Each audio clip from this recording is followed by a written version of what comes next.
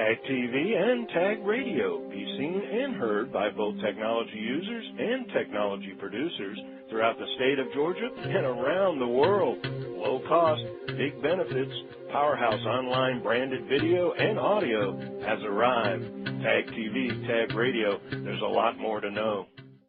It's known as Crossover Day, one of the longest days of the session at the Gold Dome. Day 30 of the 2013 General Assembly is the day that any bill hoping to reach final passage for this session year must pass one or the other chambers.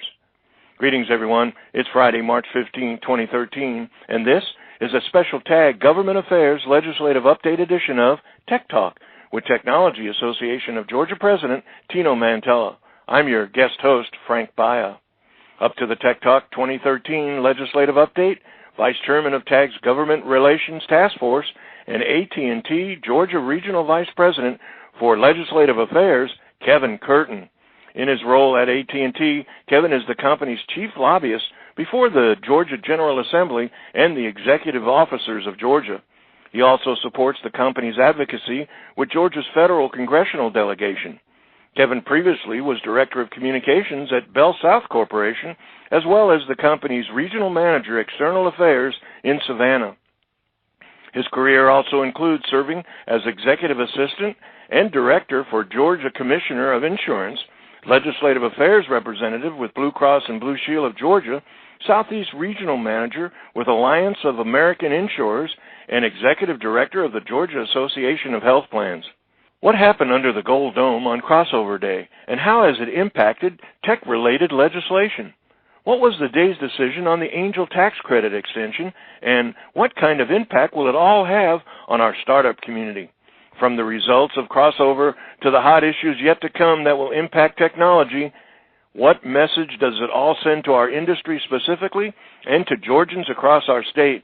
Inside the Gold Dome for a special update with the insights that only a seasoned professional government expert, analyst, and respected lobbyist can provide.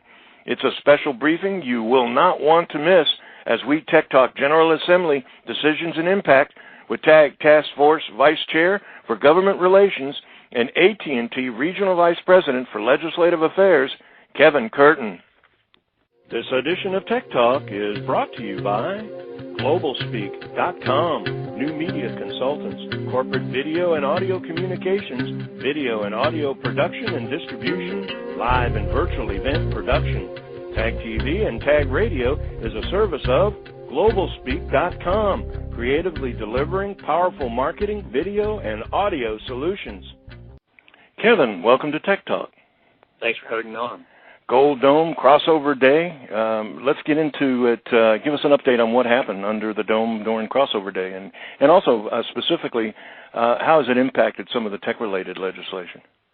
Well, there were really three bills that the Technology Association was pushing, and only one of those three bills actually crossed over on Crossover Day, and that was Senate Bill 224, which was the Invest Georgia Act, creates sort of a framework for a future venture capital fund. At the state level, it was a big initiative of Lieutenant Governor Casey Cagles. Mm-hmm. That bill was successful on Crossover Day. The other two initiatives that TAG had been heavily supporting, which were the Angel Investment Tax Credit and the Mobile Build Act, both of those bills, unfortunately, were unable to cross over in time and therefore died last Thursday on Crossover Day. Can you maybe speculate a little bit in terms of what kind of impact that'll have on the startup community? Well, unfortunately, the Angel Investor Tax Credit, that was a renewal of the tax credit. It had been in place for a few years, and over 100 companies were using that tax credit currently in Georgia. And that didn't pass, right, the extension? That did not pass, right. And that's really unfortunate because the companies that depend on that tax credit today will not have that renewed unless something happens here in the last 9 days of the legislative session, which is fairly unusual to see something that dies of a crossover come back to life, although it can happen technically through an amendment to another bill. But unless that's renewed by day 40, that will really send a chilling message to the investment capital community here in Georgia. We need more investment capital, not less. And unfortunately, this would send a chilling signal that in Georgia, the state government is not going to do what it needs to do in order to try to incent those type of investments.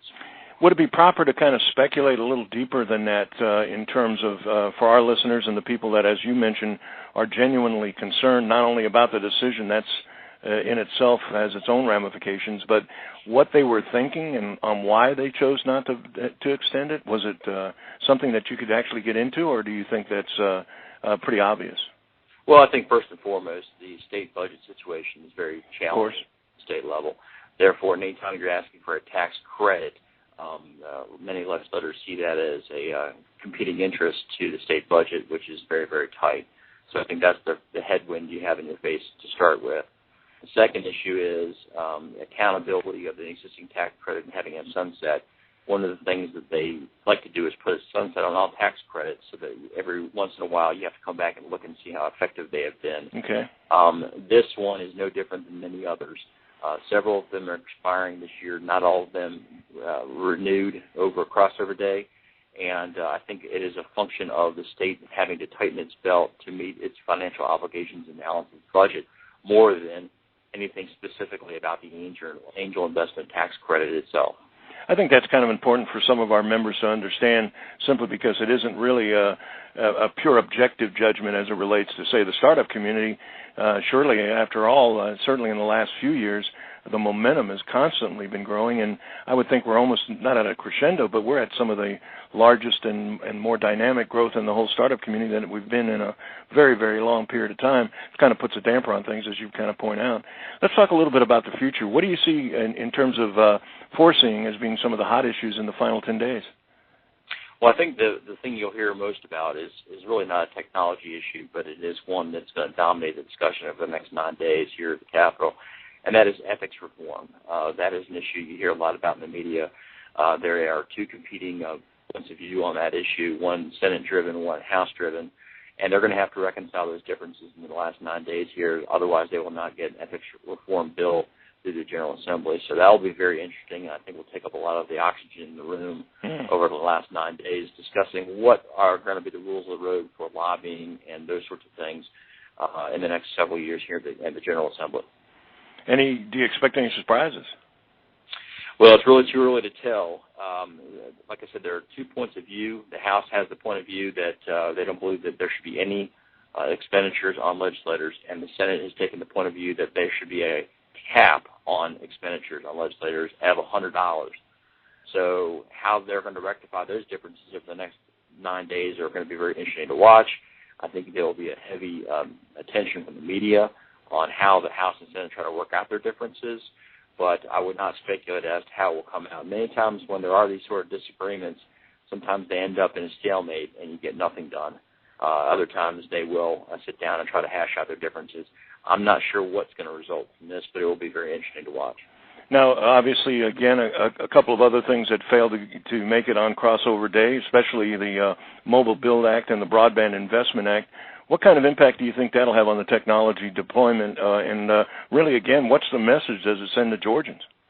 Well, unfortunately, it sends almost the same message as the angel investor tax credit, and that it's a very chilling message to people who want to invest in technology here in the state of Georgia, make big, significant capital investments in the state, and we're looking for sort of fair rules of the road for both wireless infrastructure and broadband infrastructure here in Georgia. The General Assembly actually voted down the broadband bill on the floor on day 30, and the Mobile Build Act never got to the floor. It was blocked from getting to the floor last week as well. So I think that what that says to the private investment community is right now the General Assembly has not spoken on that. I think people want them to speak on those issues before making significant capital investments in our state, much like other states have done. And I think that you'll see those issues reemerge in the 14th session because they are very, very important to being able to attract capital to our state. Let's talk a little bit about that. I mean, is obviously some of in the culture that you live day in and day out, a lot of us really just hear about on an infrequent basis going about our day-to-day activities. Between now and the next session, what can we do to facilitate some of the things that we didn't get crossed over now? Are there issues or any more things that we can do to help you to kind of support our agenda? I think the first thing that everyone should do is get in touch with their legislator. The most effective thing I've ever seen down here is when real constituents, people who live in the General Assembly members' district, reach out to them and express their point of view. Mm-hmm. That means a whole lot to a legislator. So first and foremost, if you don't know who your legislators are, figure out who they are and reach out to them and let them know what your point of view is on these issues, because that does make a big difference. A lot of times things happen down here based on who contacted whom and how many voices contacted a legislator. So that really makes a humongous difference. And the more the technology community can reach out to legislators directly, I think the more success the technology community will have long run. Okay, so obviously 2013 legislative session. Give us an idea. You mentioned a few things about its final days, but when will it end this year? Well, they're probably going to be scheduled to end the last week of March. Sometimes they run a little bit long, and they might sneak into April, but I suspect they'll be done by the last week in March, so that typically they like to finish in time for spring break for most people's school schedules, to be able to take their children on spring break, and I think that's going to be true this year. I think they're scheduling right now, trying to figure out how to finish by the last week of March. So that will end the 40-day session. Then they'll come back in January for the second part of the biennial session and have 2014. Of course, all bills that are introduced in 2013 session are alive in 2014 unless they were voted down in 2013. So just because a bill doesn't pass in 2013 doesn't mean it's necessarily dead. They can resurrect those issues next year. And I think many of the issues important to the technology community are a work in progress, and you'll see a lot more action in them on those pieces of legislation in 2014. Now, I mentioned a little bit about expecting any surprises. I guess, as any time you prepare for any type of activity, and especially with the unique expertise that you have in the background of lobbying with AT&T, but as far as this session is concerned, expectation versus reality, would you care to comment on what your feelings were going in and how you're feeling about it as far as coming to an end? I would say that the key word I'd probably use for this session would be challenging. Competing interests come down here every year looking for their point of view to be adopted. The technology community is no different. I think we are very hopeful starting out this session. And right now, as we're three-quarters of the way through the session, I think the key word in my mind would be challenging. The competing interests down here may not always align with your point of view. I think the technology community has its work cut out for it to make sure that our voice is heard by the General Assembly. And if we do our job in reaching out and making our case and making a compelling case for technology-related legislation, I think we will be in better stead come 2014 and hopefully have a better outlook at this stage in the 2014 session. Well, I think, as you said, it's a work in progress, and I think certainly to look back over the last couple of years to see how far things have gone and to obviously counter the challenges and continue to move forward, it is about the process. And, again, great job. I think really I can understand the feeling as far as challenges and expectation, but the reality of it is game's still on, progress still going. Obviously, as you point out, any of our listeners and TAG members, you've got to become part. You get the government you deserve is a great line, and I think obviously to give support and to contact your legislator is a crucial thing to do. Kevin, I know you're busy. Thank you so much for taking time from your busy schedule and the great job you're doing.